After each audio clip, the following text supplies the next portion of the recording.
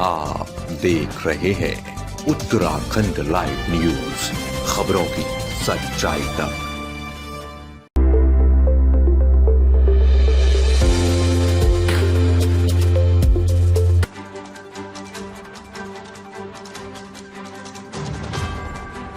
नगर निकाय चुनाव और जिला पंचायत चुनाव को लेकर आज कांग्रेस के देहरादून निकाय प्रभारी प्रकाश जोशी ने कांग्रेस भवन में कार्यकर्ताओं के साथ बैठक कर चुनाव की रणनीति पर चर्चा की और आपकी तालमेल के साथ कांग्रेस प्रत्याशियों को विजयी बनाने के लिए एकजुट होकर कार्य करने के लिए सभी कार्यकर्ताओं से आह्वान किया।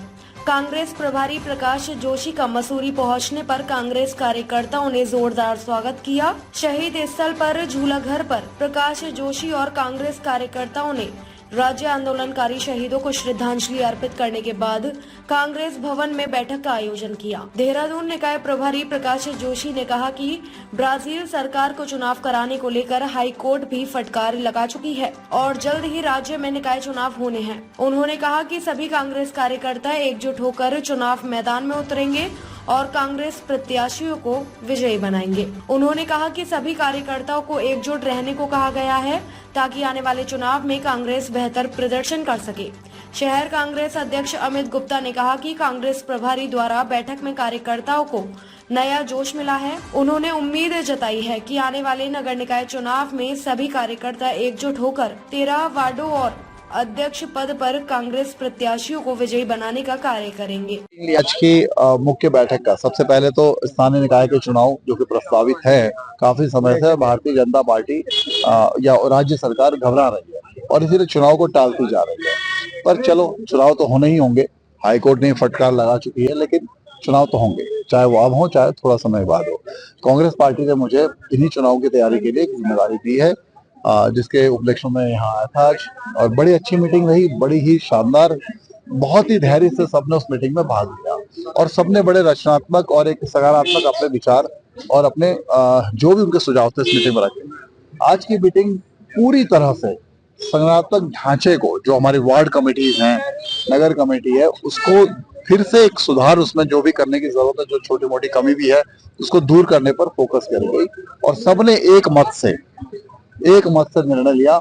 हमने 13 वार्ड हैं यहाँ, 13 के 13 वार्डों के अंदर हमने 6 पर्यवेक्षक आज अपॉइंट किए हैं और वो 6 अपॉइंट नहीं किए, स्वैच्छिक रूप से उन्होंने जिम्मेदारियां ली हैं और अगले एक हफ्ते के अंदर इन सभी 13 वार्डों के अंदर ये 6 पर्यवेक्षक जाएंगे। कांग्रेस जनों की एक नई सूची बनेगी, जो पुराने कांग्रेसी हैं और नए कांग्रेसी हैं, सब मिलके उनकी बैठक होगी और वार्ड कमेटीज का गठन होगा। हर वार्ड में 12 सदस्यीय कमेटी बनेगी, एक अध्यक्ष होगा, इसमें 3 उपाध्यक्ष होंगे, 3 महासचिव होंगे, 4 सचिव होंगे, एक सोशल मीडिया कोऑर्डिनेटर होगा। इस तरह से कमेटियों का गठन अगले एक हफ्ते के अंदर आपको होता हुआ दिखेगा। 14 तारीख तक की डेडलाइन। उसका कोई नहीं, बिल्कुल भी नहीं, ये बिल्कुल गलत है। कोई गुटबाजी की कोई बात नहीं। हाँ, जरूर एक नाराजगी कुछ कार्यकर्ताओं ने जरूर व्यक्त करी, क्योंकि 10 बजे का समय निर्धारित था। जो लोग समय पे आ जाते हैं उनके भी समय की कोई कीमत होती है, उसका सम्मान हमें करना चाहिए। अब अगर कोई 11 बजे आएंगे तो हमने एक नियम बनाया, देहरादून में मीटिंगें हुई, हमने एक नियम बनाया, बहुत स्पष्ट नियम है कि मीटिंग में हमें समय पे आना चाहिए, जिससे कि मीटिंग खराब ना हो, डिस्टर्ब ना हो। बाद में जो लोग आते हैं सिर्फ हाथ हिलाते हुए कि हम तो बड़े कांग्रेसी हैं पुराने, लेकिन सिर्फ हाथ हिलाते हुए आ गए। मेरा मानना है कि पार्टी को ज्यादा समर्पित ऐसे लोगों की जरूरत है जो अनुशासन का पालन भी करें। बैठो, ऐसा तो क्या नहीं। आज जब टिकट पे बात ही नहीं हुई तो ये मुद्दा कहाँ से आया? आपके सामने बात नहीं उठी। सबने ये कहा कि हम जो मूल कांग्रेस के लोग हैं, मैंने एक बात आपके सामने भी कही, शायद आपने अगर ध्यान दिया हो, कि कांग्रेस के लोगों का, जो हमारे कांग्रेस जन है, उनकी जो भावना होगी उसके भावना के अनुरूप ही हम यहाँ फैसले करेंगे। बिल्कुल। और मैं तो आपके माध्यम से भी कहूंगा, आप लोग अच्छी वीडियो आपको मिल जाती है बनाने को, जब कोई कार्यकर्ता देखो, नाना पाटेकर से क्यों पिटती भाई, वो ऐसा नहीं है। मैंने कहा नाना पाटेकर की फिल्में देखी होंगी आपने, है ना? वो बड़ा उत्तेजित स्वर में बोलते थे, क्या बोलते थे, उस बात में कितना दम है वो जरूरी नहीं है, वो स्टाइल होती थी। तो कभी कभी राजनीतिक कार्यकर्ता भी अपनी बात को कहने के लिए उस तरह का, उनको लगता है कि सहारा ले रहे हैं, उनको लगता है कि वैसा बोलने से शायद बहुत बड़ा असर पड़ता होगा। तो ऐसा क्यों है? हाँ, उलझ गए, कंफ्यूजन की स्थिति बनी। हमारा प्रदर्शन सुनिए तो सही, सुनिए। देखिए, शिष्टाचार को माफी मांगना मत कहिए, शिष्टाचार है। अगर कहीं पर कोई चीज से किसी का मन दुख होता है तो वहां पर उसमें खेद प्रकट करने में कोई बुराई नहीं। यूथ कांग्रेस का प्रदर्शन था। पुलिस कांग्रेस के कार्यकर्ताओं को अरेस्ट करके गिरफ्तार करके बसों में बिठा के पुलिस लाइन लेके गई। ये पुलिस को देखना चाहिए था कि वहां पर एक आयोजन चल रहा है, उस आयोजन में प्रदेश के कैबिनेट मंत्री भी थे। हमारा जो प्रदर्शन था किसके खिलाफ था? वो राज्य सरकार के खिलाफ था, बेरोजगारी के खिलाफ था, नशे की गिरफ्त में जो हमारा नौजवान जाता जा रहा है उसके खिलाफ था। और हमें उस ग्राउंड में अगर सरकार का एक प्रतिनिधि मिल गया मंत्री, तो अपना गुस्सा उस पर नहीं निकालेंगे। पत्रकारों को वहां प्रदेश सरकार के कैबिनेट मंत्री थे भाई, कैबिनेट मंत्री के सामने तो नारा लगाने का हमारा लोकतांत्रिक अधिकार है। और अगर हमारे कार्यक्रम चल रहा था, बिल्कुल नहीं, कांग्रेस के लोगों को ऐसा नहीं था तो प्रदेश माफी क्यों हम ये कह रहे हैं, देखो आप मान लो ना कि कुछ गलतियां हो। शिष्टाचार को हमें इस तरह से नहीं लेना चाहिए। वो हमारे प्रदेश अध्यक्ष का भी शिष्टाचार है, उसमें कोई ऐसा आप उसको मत इस रूप में मत ये बताइए इस बात को देखिए, आप आधा अधूरा करके ना आप अगले सवाल पे आते हो, ये गलत है। अब हमारी बात कोई पूरा सुना करे। मैं आपसे सवाल पूछता हूँ, पुलिस को ये पता था कि कांग्रेस वहां ऑलरेडी एक कार्यक्रम है जिसमें प्रदेश के मंत्री आए हुए, पत्रकार साथी भी हैं, जिनके बीच क्रिकेट का मैच का फाइनल आयोजन है। ऐसी जगह पर युवा कांग्रेस के वो भी भाई हमारे प्रदेश अध्यक्ष पहुंचे या और वरिष्ठ नेता पहुंचे, वो तो उनके समर्थन में पहुंचे, या हम संगठन में एक साथ काम करते इसलिए पहुंचे। कार्यक्रम किसका था? युवा कांग्रेस का। और युवा है तो थोड़ा जोश भी होगा ना। किसके खिलाफ लड़ रहा है? बेरोजगारी के खिलाफ लड़ रहा, नशे के खिलाफ लड़ रहा, तो गुस्सा ज्यादा होगा। उन्हें वहां ले आने की क्या जरूरत थी? पुलिस ने पहले देख लेना चाहिए था कि ना यहाँ ना ले आके हम कहीं और ले जाते हैं, ये नौबत नहीं आती।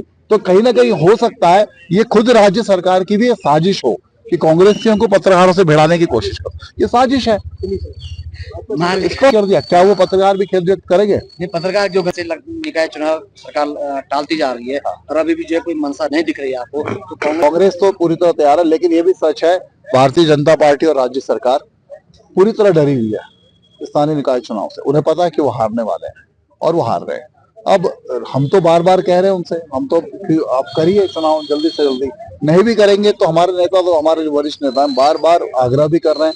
अब किसी और तरीके से मांग भी करनी पड़ेगी तो थोड़ा सा मांग को उग्र भी करें। देखिए, आज हमारे जिला के जो नगर निकाय के प्रभारी हैं श्री प्रकाश जोशी जी, पूर्व राष्ट्रीय सचिव हैं, वो यहाँ पर आए थे प्रभारी के रूप में, और आज उन्होंने यहाँ कांग्रेस संगठन की बैठक ली है और कांग्रेस संगठन को उचित दिशा निर्देश दिए हैं स्थानीय नगर निकाय चुनाव के लिए कि आपने कैसे वार्ड स्तर से लेकर और पूरे शहरी स्तर पर कार्य करना है। उसके लिए कई तरह की कमेटियां भी बनाई गई है और आगामी 9-10 में वो कमेटियां अपना काम हर वार्ड में करेगी और 11, 12, 13 में वो वार्ड बैठकें करेंगी और उसके बाद 14 को उसका फीडबैक लिया जाएगा। इस तरह के सभी दिशा निर्देश उनके द्वारा दिए गए हैं, जिसको शहर कांग्रेस कमेटी निभाएगी और आने वाले चुनाव के लिए मजबूती से कांग्रेस स्थानीय नगर चुनाव में उतरेगी और अपने संपूर्ण 13 वार्डों सहित अध्यक्ष सहित संपूर्ण पैनल का उतारकर और इस शहर में विजयी होने के कार्य करेगी। देखिए, कांग्रेस लगातार इस मांग को लेकर कांग्रेस के बड़े नेता कभी घेराव कर रहे हैं, कभी आंदोलन कर रहे हैं। परसों भी हमारा सचिवालय घेराव था, उसमें भी मुख्य मांग हमारी पंचायत चुनाव, स्थानीय चुनाव और छात्र संघ चुनाव, ये तीनों चुनाव को जल्द से जल्द कराने की मांग थी और कांग्रेस लगातार डिमांड कर रही है कि चुनाव जल्द से जल्द कराया जाए। लेकिन वहीं दूसरी ओर जो भाजपा सरकार है, कहीं ना कहीं कोर्ट के माध्यम से कहीं ना कहीं इस चुनाव को टालने की लगातार कोशिश कर रही है और जिसका परिणाम यह है कि आज 1 साल हो गया और स्थानीय नगर निकाय चुनाव नहीं हुए, 1 साल से ऊपर हो गया है समय।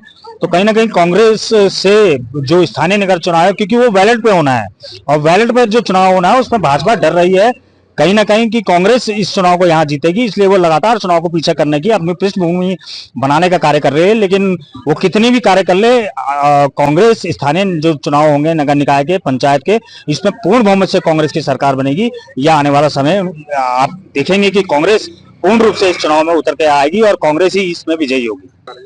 देखिए, कांग्रेस बाजी में किसी तरह की अब कोई गुटबाजी नहीं है और बहुत कोशिश मेरे द्वारा भी की गई है। जहां तक मैं अपने शहर की बात करूं तो मेरे शहर में ना तो कोई विधानसभा स्तर पर और ना ही कहीं शहर स्तर पर कोई अब गुटबाजी देखने को मिल रही है और सभी नेता जो है वो एक मंच पे आए और आने वाले जो स्थानीय निकाय चुनाव होगा उसमें भी सब मतभेद बिठाकर जिसको भी टिकट मिलेगा कांग्रेस एकजुट होकर उनके लिए कार्य करेगी और निश्चित रूप से इस बार मसूरी में जो स्थानीय नगर निकाय होगा उसमें कांग्रेस परचम लहराएगी। बारे में देखिए, जब 2 हाथ होते हैं तो दो ताली होती है, और जब ताली दोनों हाथों से ही बजती है तो कहीं ना कहीं इसमें पुलिस की सबसे बड़ी नाकामी है। और पुलिस का सबसे बड़ा रोल था कि जब आपको पता था कि वहां पे कोई कार्यक्रम आयोजित चल रहा है और वहां पर जब प्रदेश के काबीना मंत्री वहां बैठे थे, जब वहां पर कांग्रेस के युवा साथी वहां पहुंचे, हमारे प्रदेश अध्यक्ष जी भी थे, तो नारेबाजी वो लोग कर रहे थे, तो नारेबाजी का विरोध किया गया कि आप यहाँ नारेबाजी न करें, क्योंकि जब हमारा विरोधी सरकार के खिलाफ थे और सरकार का प्रतिनिधि वहां बैठा था तो नारेबाजी होना स्वाभाविक था।